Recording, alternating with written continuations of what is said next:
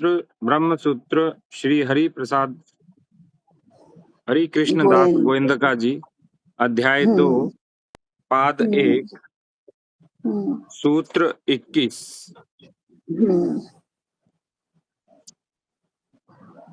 कल अच्छे खासे सूत्र हो गए थे ताई हमारे। हाँ जी, हाँ, पर सरल भी थे ना। इतरव्यपदेशात् हिता करणादिदोष प्रसक्तिः इतरव्यपदेशाद्धिता करणादिदोष प्रसक्तिः इतरव्यपदेशाद्धिता करणादिदोष प्रसक्तिः। ब्रह्म ही जीव रूप से उत्पन्न होता है, ऐसा कहने से ब्रह्म में अपना हित न रखने या अहित रखने का दोष आ सकता है। व्याख्या। श्रुति में कहा है कि तत्वमसि श्वेत केतो, हे श्वेत केतु तू वही है। अयम आत्मा ब्रह्म, यह आत्मा ब्रह्म है। तथा सेयम देवते मास्तिस्त्रो देवता अनेनैव जीवे नात्मानुप्रविश्य नाम रूपे व्याकरोत।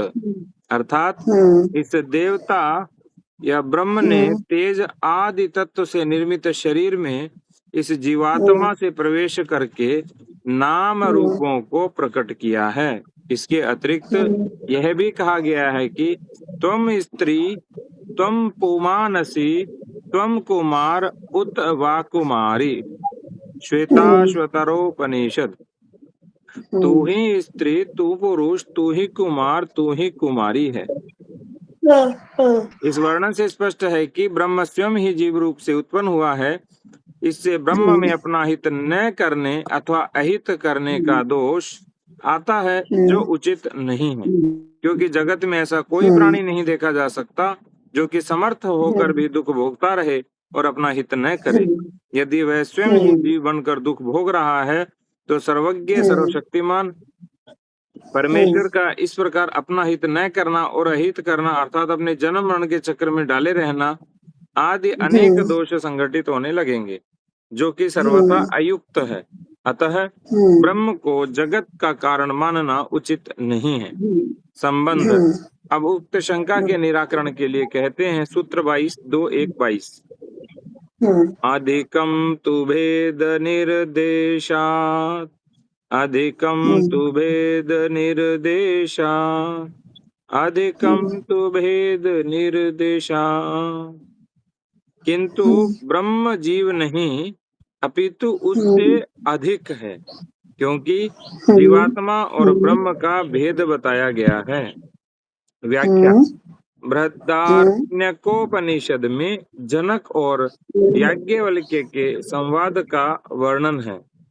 सूर्य, चंद्रमा, अग्नि आदि दैवी ज्योतियों का तथा वाणी आदि आध्यात्मिक ज्योतियों का वर्णन करने के पश्चात इनके अभाव में आत्मा को ज्योति अर्थात प्रकाश बताया गया है। फिर उस आत्मा स्वरूप पूछे जाने पर विज्ञान व जीव को आत्मा बताया गया है।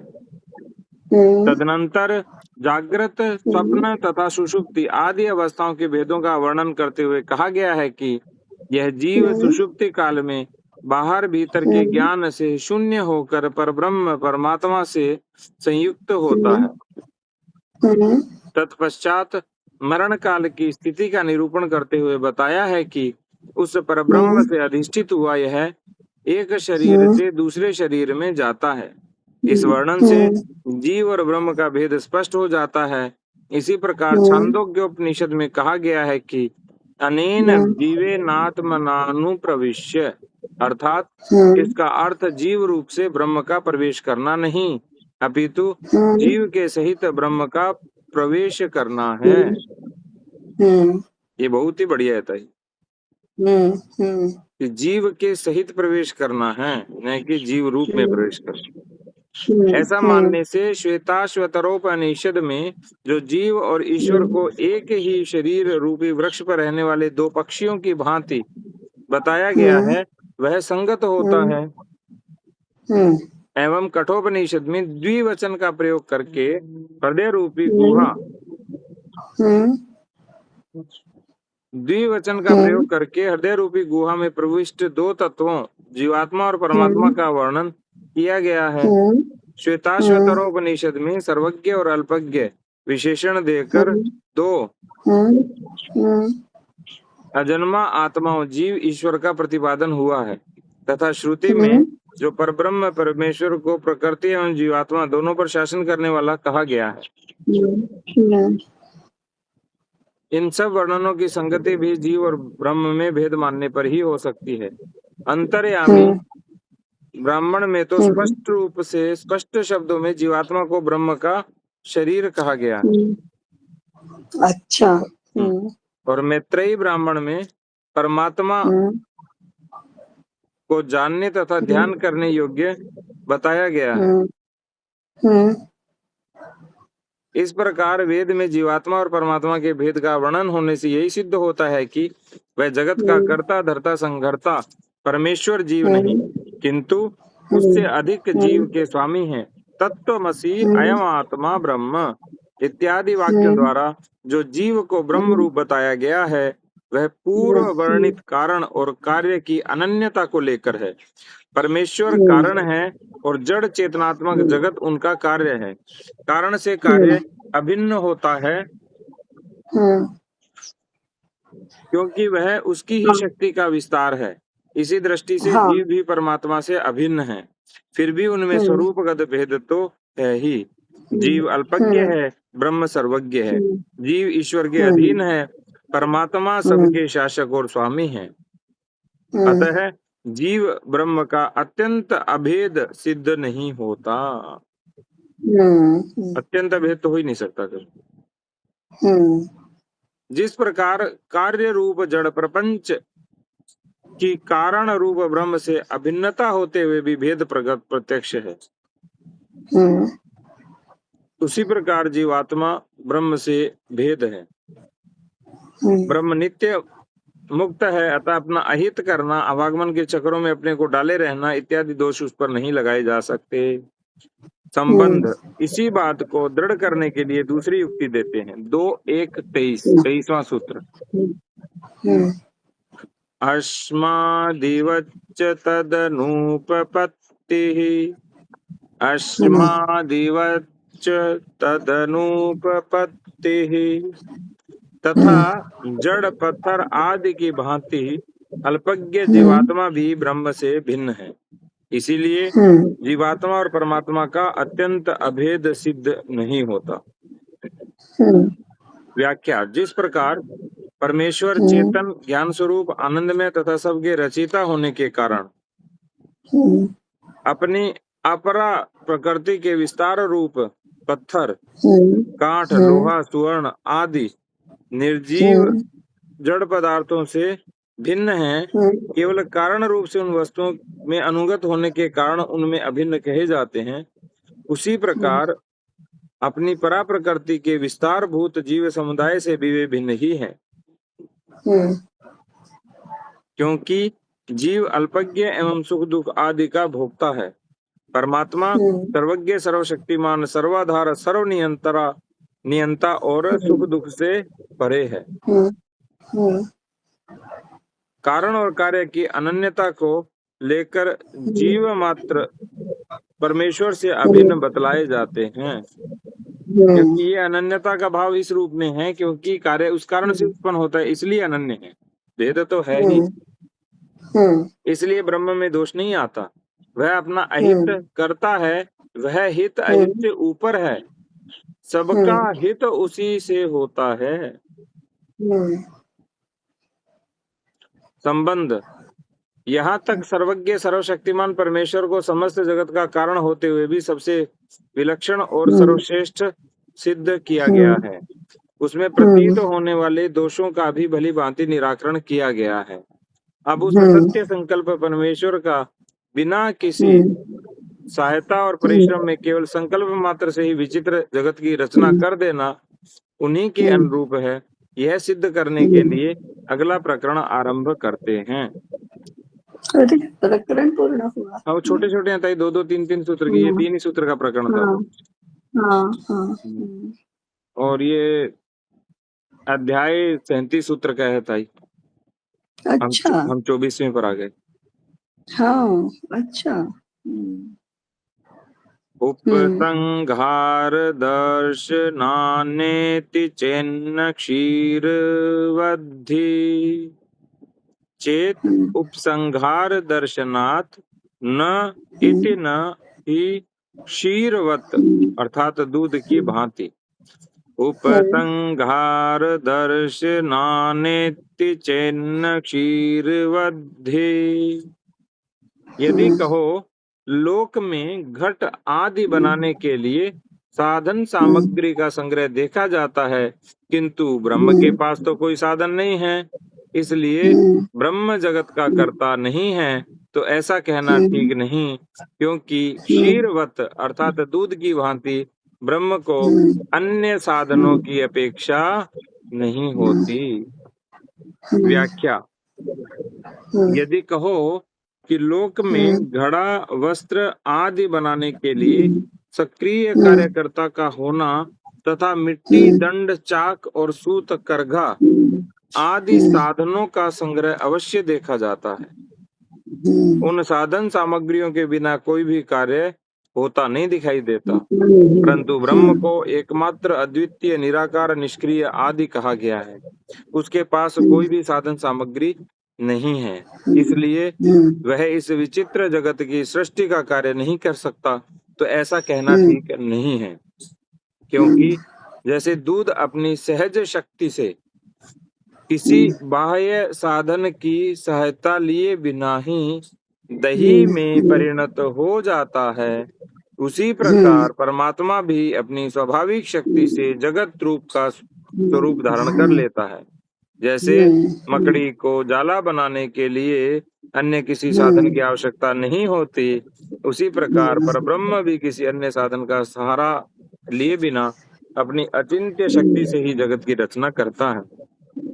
श्रुति परमेश्वर की उस अचिंत्य शक्ति का जो वर्णन है वो इस प्रकार करती है।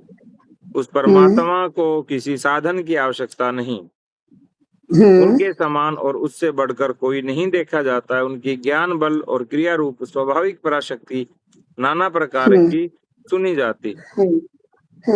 संबंध यहाँ ये श्वेताश्वतर उपनिषद में लिखा है। संबंध यहाँ जिज्ञासा होती है कि दूध जल आदि जड़ वस्तुओं में तो इस प्रकार का परिणाम होना संभव है, क्योंकि उसमें संकल्प पूर्वक विचित्र रचना करने की प्रवृत्ति नहीं देखी जाती, परंतु ब्रह्म तो ईक्षण अर्थात संकल्प या विचार पूर्वक जगत की रचना करता है। उसके लिए दूध का दृष्टांत देना ठीक नहीं। जो लोग सोच विचार कर कार्य करने वाले, ऐसे लोगों को साधन सामग्री की आवश्यकता होती ही है। ब्रह्म अद्वितीय होने के कारण साधन शून्य है, इसलिए वह जगत का कर्ता कैसे हो सकता है।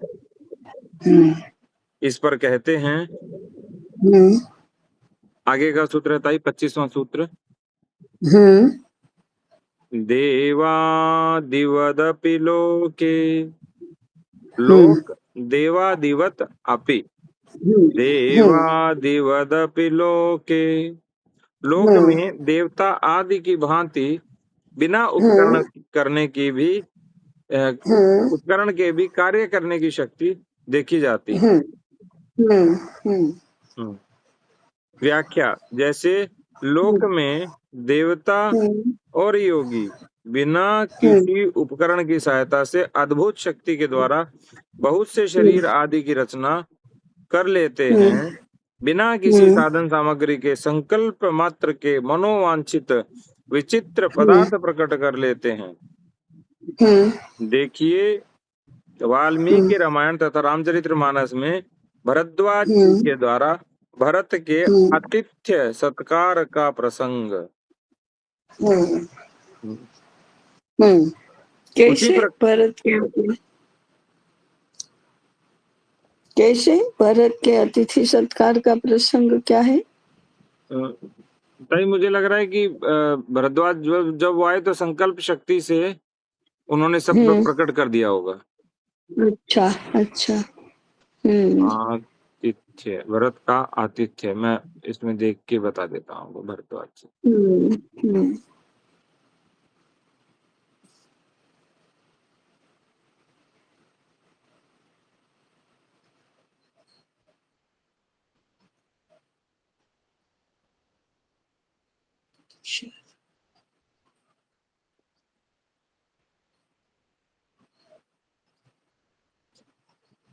वाल्मीकि रामायण में महर्षि भरद्वाज द्वारा भरत और उनकी सेना का दिव्य सत्कार। वाल्मीकि रामायण के अयोध्या कांड के 91वें सर्ग में एक प्रसंग आता है जब भरत अपनी सेना सहित श्री राम को वापस बुलाने वन को निकलते हैं तो उनकी भेंट महर्षि भरद्वाज से होती है। तब भरद्वाज एक रात्रि के लिए अपनी सेना सहित महर्षि के आश्रम में ही रुकते हैं। उस समय भरद्वाज मुनि द्वारा उनके और उनकी सेना के दिव्य सत्कार का वर्णन अद्भुत है। ये इस बात का उदाहरण है कि तप की शक्ति कितनी प्रबल होती है। जब भरद्वाज मुनि ने भरत को आतिथ्य ग्रहण करने का न्योता दिया तब भरत ने कहा, हे महर्षि, मेरे साथ मेरी विशाल सेना आई है, उसमें असंख्य हाथी, घोड़े, रथ और योद्धा हैं। आप पहले ही कंदमूल मूल से मेरा आतिथ्य कर चुके हैं, किंतु इतनी बड़ी सेना से आपको असुविधा होगी। तब महर्षि भरद्वाज ने भरत को अपनी सेना को बुलाने के लिए कहा। उसके बाद उन्होंने कहा, मैं विश्वकर्मा त्वष्टा का आह्वान करता हूँ। मेरे मन में सेना सहित भरत के सत्कार की इच्छा हुई है। इसमें मेरे लिए भी आवश्यक प्रबंध करें। जिनके अगुआ इंद्र हैं, उन 3 लोकपालों अर्थात इंद्र, यम, वरुण एवं कुबेर का मैं आह्वान करता हूँ। पृथ्वी और आकाश में जो पूर्व एवं पश्चिम की ओर प्रवाहित होने वाली नदियां हैं, उनका भी मैं आह्वान करता हूँ। वे सब यहाँ पधारें। कुछ नदियां मेरे मेरे प्रस्तुत करें, दूसरी सर्वोत्तम सुरा लाएं तथा अन्य नदियां ईख के रस की भांति मधुर शीतल जल तैयार रखें। आगे महर्षि भरद्वाज कहते हैं, मैं विश्वासु, हाहा और हुहु आदि देव गंधर्वों एवं समस्त अप्सराओं का भी आह्वान करता हूँ। घृताचि, विश्वाचि, मिश्रकेशि, अलम्बुषा, नागदत्ता, हेमा, सोमा तथा आर्द्री कृतस्थली का भी मैं आह्वान करता हूँ। जो अप्सराएं इंद्र की सभा में उपस्थित होती हैं तथा देवांगनाएं ब्रह्मा जी की सेवा में जाया करती हैं, उन सबका मैं आह्वान करता हूँ। ये समस्त अलंकारों में वाद्य उपकरणों के साथ प्रकट हों। इसके बाद महर्षि कहते हैं, उत्तर कुरुष में जो दिव्य चैत्र रथ वन है, जिसमें दिव्य वस्त्र एवं आभूषण ही वृक्षों के पत्ते हैं और दिव्य नारियां ही फल हैं, कुबेर का वह सनातन दिव्य वन यहीं आ जाए। यहाँ भगवान सोम मेरे अतिथियों के लिए उत्तम अन्न, नाना प्रकार के भक्ष्य, भोज्य, लेय एवं चोष्य की प्रचुर मात्रा में व्यवस्था करें। वृक्षों से तुरंत चुने वृक्षों से नाना प्रकार के पुष्प, मधु, पेय पदार्थ, फल इत्यादि भी सोम यहाँ प्रस्तुत करें। फिर महर्षि भरद्वाज के आह्वान करने से एक एक करके सभी देवता वहां पहुंचने लगे। सुखदायिनी हवा चलने लगी, पुष्प वर्षा होने लगी, दुदुम्बियां बजने लगी, गंधर्व गाने लगे और अप्सराओं का नृत्य आरंभ हो गया। फिर विश्वकर्मा जी चारों ओर 5 योजन तक की भूमि समतल कर दी और भांति भांति के वृक्ष वहां उगाए। कुरुवर्ष से चैत्र रथ वन और सभी नदियां वहां आ पहुंची। विश्वकर्मा ने 4-4 कक्षों वाले भवन बना दिए तथा हाथियों और घोड़ों के लिए शालाएं बनवा दी। राज परिवार के सदस्यों के लिए गगनचुंबी 7 मंजिला महल भी विश्वकर्मा ने बना दिए, जिसमें सभी प्रकार के दिव्य रास, भोजन और वस्त्र उपलब्ध थे। उन महलों में स्वर्ण के आसन और शैया भी थी। महर्षि भरद्वाज की आज्ञा से भरत ने अपने पुरोहितों के साथ उस महल में प्रवेश किया। हालांकि वहां का मुख्य सिंहासन उनके लिए ही बनाया गया था, फिर भी उस पर श्री राम का अधिकार जानकर वे उससे नीचे मंत्री के आसन पर बैठे। फिर पुरोहित और मंत्री भी अपने अपने आसन पर विराजमान हुए। फिर महर्षि भरद्वाज के तपोबल से भरत की सेवा में नदियां उपस्थित हुई, जिनमें कीचड़ के स्थान पर खीर भरी हुई थी। उसी समय ब्रह्मा जी द्वारा भेजी गई 20,000 दिव्यांगनाएं वहां उपस्थित हुई। उसके बाद यक्षराज कुबेर द्वारा भेजी हुई 20,000 दिव्य स्त्रियां भी वहां प्रकट हुई। तत्पश्चात इंद्र द्वारा नंदवन से भेजी गई 20,000 अप्सराएं भी वहां आ गई।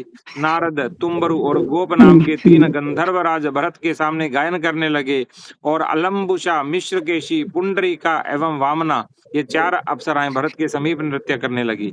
ऋषि के प्रताप से वृक्ष तक उस संगीत पर नृत्य करने लगे। पुरुष लिंग वृक्ष पुरुष का और स्त्रीलिंग वृक्ष स्त्रियों का वेश धर कर वहां आ गए। वे सभी भरत के सैनिकों को मधुपान और दिव्य भोजन करवाने लगी। 7-8 तरुणी स्त्रियां मिलकर एक एक पुरुष को नदी तट पर उपटन लगाकर स्नान करवाने लगी।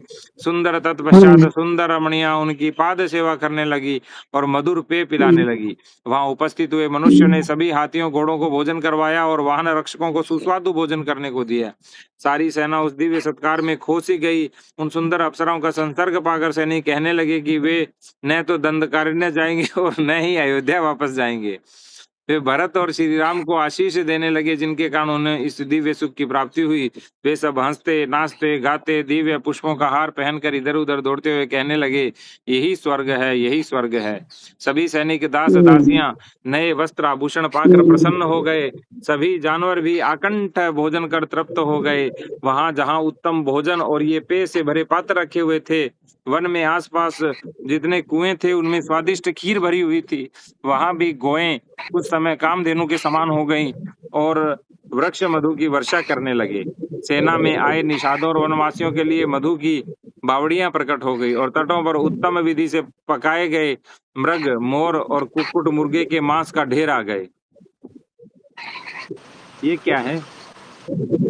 मांस क्या के है? ढेर आ गए क्या? यानी निषादों और वनवासियों के लिए मृग, मोर और कुक्कुट मुर्गे के मांस का ढेर आ गया। वहां सहस्त्रों सोने के अन्न पात्रों, लाखों व्यंजन पात्र और 1 अरब थालियां संग्रहित थी।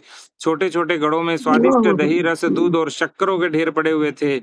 वहां असंख्य दर्पण, वस्त्र, खड़ाऊं और पादुकाएं भी थी। पशुओं के पीने के लिए जलाशय भरे पड़े थे और खाने के लिए कोमल घास उपलब्ध थी। इस प्रकार महर्षि भरद्वाज द्वारा भरत और उसकी सेना का वो दिव्य सत्कार अकल्पनीय और स्वप्न के समान था, जिसे देखकर सभी मनुष्य आश्चर्यचकित हो गए। जैसे देवता नंदनवन में विहार करते हैं, वैसे ही उन सभी ने उस रात महर्षि के आश्रम में ही विश्राम किया। उसके बाद वे नदियां, गंधर्व, देवताएं, अप्सराएं इत्यादि जैसे आई थी उसी प्रकार महर्षि की आज्ञा लेकर लौट गईं। अगले दिन प्रातः काल भरत ने महर्षि की आज्ञा लेकर सेना सहित चित्रकूट की ओर प्रस्थान किया। ये तो मैंने आज पढ़ाया था। हाँ, ऐसे ही वशिष्ठ मुनि ने विश्वामित्र जब आए तो 1000 लोगों के लिए भोजन और निवास की व्यवस्था कर दी थी ना। तो तप शक्ति बहुत प्रबल थी उस समय। हाँ हाँ। तो संकल्प मात्र से मनोवांछित विचित्र पदार्थों को प्रकट कर देते थे। उसी प्रकार अचिंत्य शक्ति संपन्न परमेश्वर अपने संकल्प मात्र से ही जड़ चेतन के समुदाय रूप विचित्र जगत की रचना कर दें या स्वयं उसके रूप में प्रकट हो जाएं तो क्या आश्चर्य है। साधारण मकड़ी भी अपनी शक्ति से अन्य साधनों के बिना जाला बना ही लेती है। जाल बना ही लेती है, तो परमात्मा क्यों नहीं बनाएंगे? तब सर्वशक्तिमान इसलिए परमेश्वर तो हाँ, वो कैसे नहीं बनाएंगे फिर? अगर इतना बड़ा जगत निर्माण हो सकता है तो ये तो कुछ नहीं है उसके सामने। हाँ, तो तब सर्वशक्तिमान परमेश्वर को इस जगत का अभिनिमित्तोपादान कारण मानने में क्या आपत्ति हो सकती है? हाँ, आ गए निमित्त उपादान दोनों ही आ गए ना। हाँ, निमित्तोपादान कारणेश्वरवाद। जी ताई, निमित्तोपादानेश्वरवाद। तो आज इतना ही करें ताई।